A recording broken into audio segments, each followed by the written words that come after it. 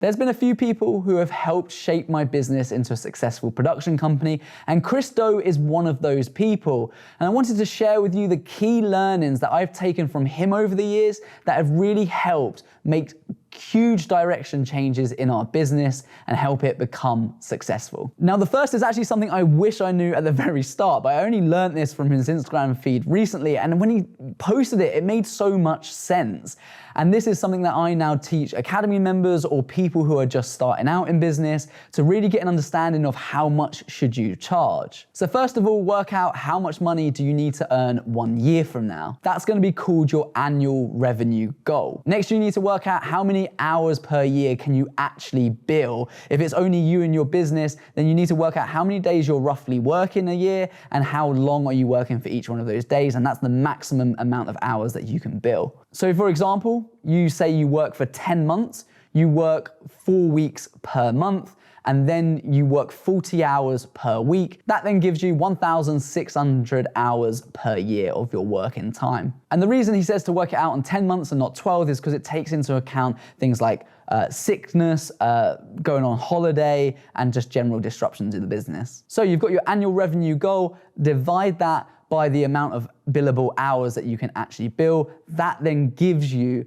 what you would need to be earning per hour to hit that goal. So if you want to earn $100,000 a year, then your rate should be $62.50 per hour. And then when you ask for your day rate, all you need to do is times that by 8 or 7.5 hours, depending on how long you want to work in the day, and that gives you your day rate. And going by day rate makes it so much easier for a lot of clients to understand. But had I have known this back at the very start, I felt like it would have just helped me get some kind of ballpark on what I should be charging based on the amount of money I wanted to make. Now, I know we worked out in 10 months and not 12, but please don't also forget that you might not be working every hour every day. So you might want to take that into account as well when thinking about your goals and what's actually possible. Maybe you need to bring in extra help, or maybe your goals were just too far along to begin with. But that is really helpful for people who are just starting out. But it's really useful for people who are just starting out, so I wanted to share that with you as my first tip. The next thing I learned from him was get paid for your thinking,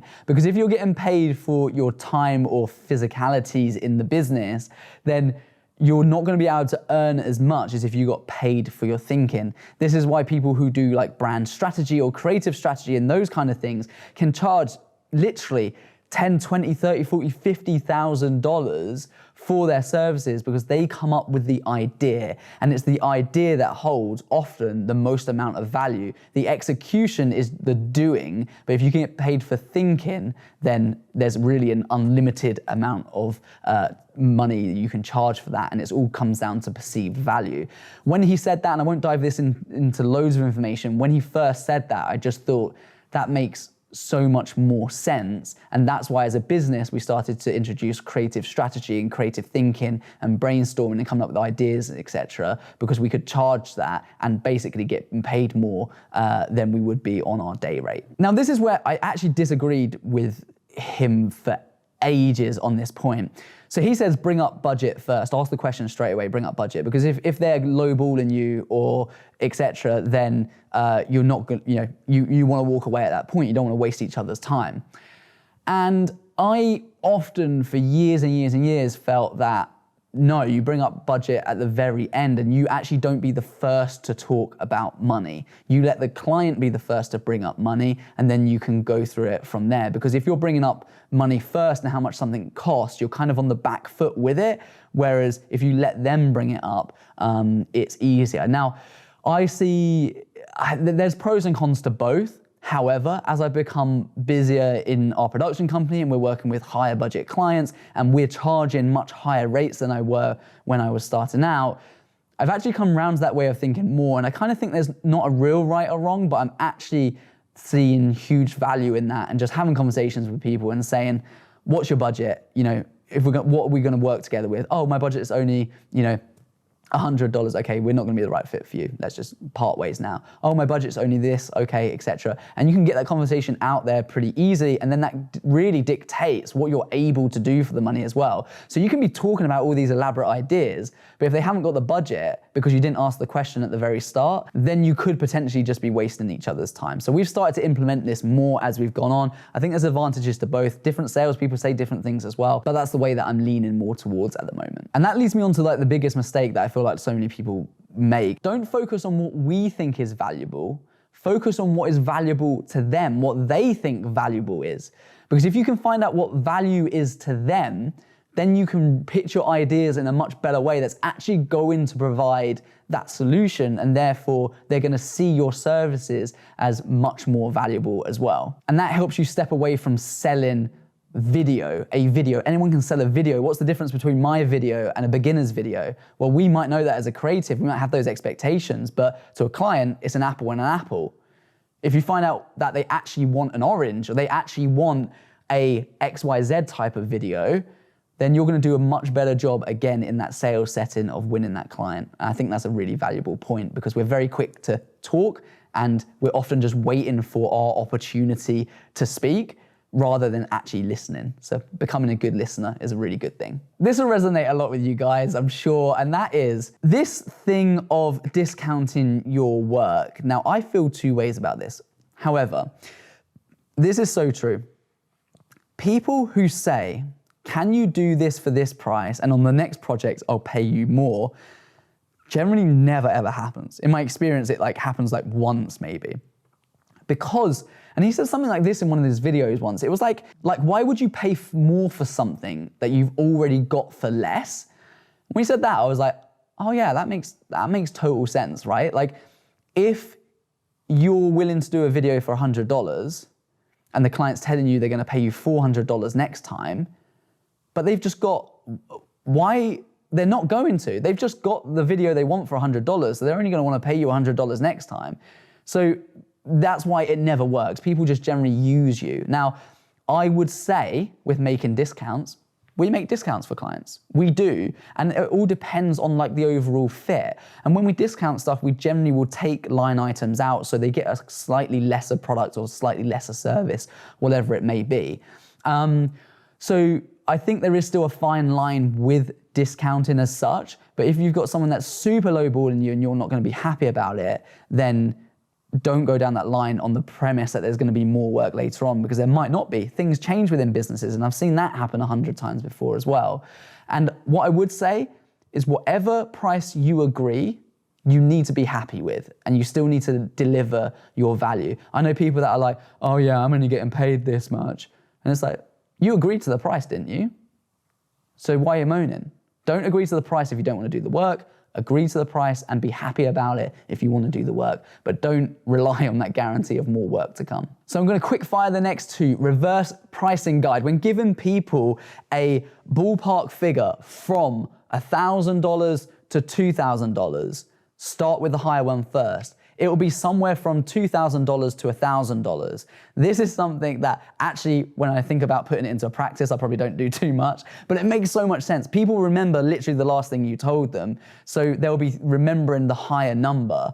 Whereas if you say, yeah, it's probably gonna be somewhere between $20,000 to $10,000, etc., they're gonna be thinking, okay, around $10,000, and that makes it a little bit easier. Whereas when you normally give someone a ballpark, you're giving them the low price because you're thinking, okay, this is probably the lowest I think that they'll accept.